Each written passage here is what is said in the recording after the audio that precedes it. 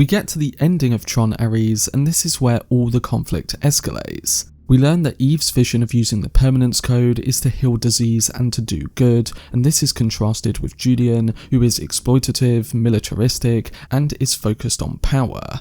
In the final part of the film, the permanence code is secured. ARES has defined his identity, which is somewhere between program and something more, and things have changed. Digital constructs can now stay in the real world longer, and maybe even permanently. The corruptive or exploitative use by Dillinger is also exposed. And Eve steps into a role beyond being a grieving sister, becoming a creative leader in her own right. The movie ends with implications for what the future of the grid and real-world boundaries might be, setting things up for potential sequels. So the ending of Tron ARES carries a powerful and hopeful message about creation, identity, and the merging of two worlds that were once seen as completely separate in the digital and the human. When ARES reappears in the real world at the end, not as a mere program but as something living and self-aware, it symbolises the realisation of Kevin Flynn's original dream. The idea that digital beings could evolve beyond code and become something truly new.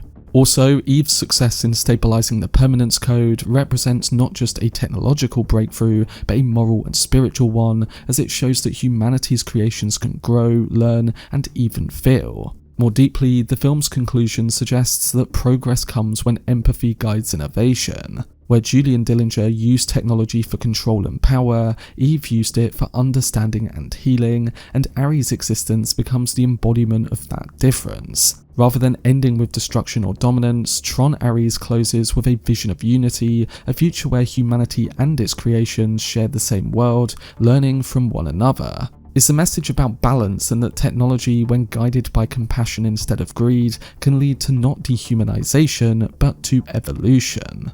Now, we also get a mid-credit scene shortly after the credits start, and this teases a potential avenue that another Tron film could go in. After the main events of the film, we see Julian Dillinger, bruised, defeated, but still alive, entering the wreckage of the digital grid.